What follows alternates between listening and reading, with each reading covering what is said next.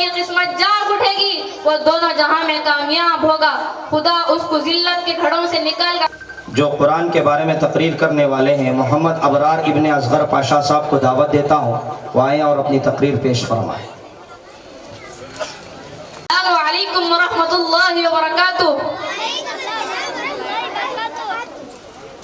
نحمده ونصلي على رسوله الكريم، اما بعد فاعوذ بالله من الشيطان الرجيم، بسم الله الرحمن الرحيم، الف لام میم، ذلك الكتاب لا ريب فيه هدى للمتقين، صدق الله العظيم۔ وقال النبي صلى الله عليه وسلم خيركم من تعلم القرآن وعلمه، او كما قال عليه الصلاة والسلام۔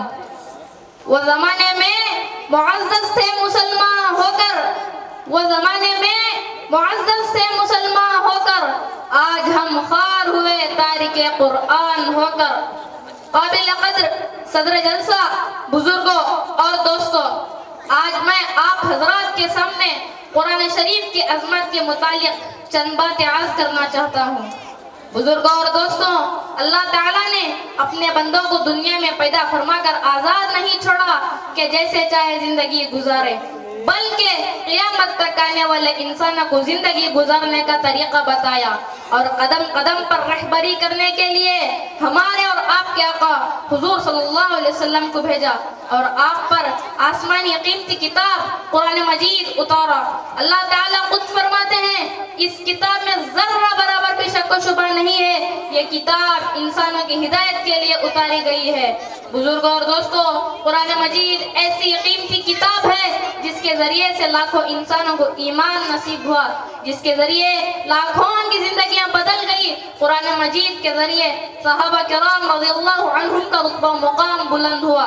بزرگوں اور دوستوں، ایک صحابی کے بارے میں آیا ہے کہ ایک مرتبہ مدینہ معراج کے وقت قرآن شریف کی تلاوت فرما رہے تھے، قریب میں گھوڑا کھڑا تھا، پاس میں بچہ لیٹا تھا۔ اس خیال سے آہستہ آہستہ تلاوت کی کہ اگر میں بلند آواز سے قرآن پڑھوں گا تو گھوڑا بھٹکے گا اور گھوڑا بچے پر پیر رکھ دے گا، بچے کو چوٹ لگے گی۔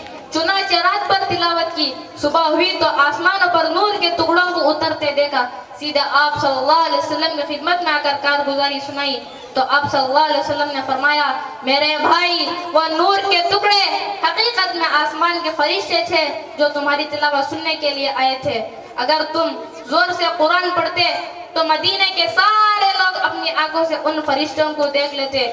بزرگوں اور دوستوں، قرآن مجید معمولی کتاب نہیں ہے۔ جو بھی قرآن مجید کو سینے سے لگائے گا، اس کی تعلیمات کو اپنی زندگی میں لائے گا، قرآنی احکامات کے مطابق زندگی گزارے گا تو اس کی قسمت جاگ اٹھے گی، وہ دونوں جہاں میں کامیاب ہوگا، خدا اس کو ذلت کے گھڑوں سے نکال کر عزت کے چوٹیوں پر پہنچائے گا، کفر و شرک کے اندھیروں سے نکال کر ایمان و توحید کے روشنی میں لائے گا۔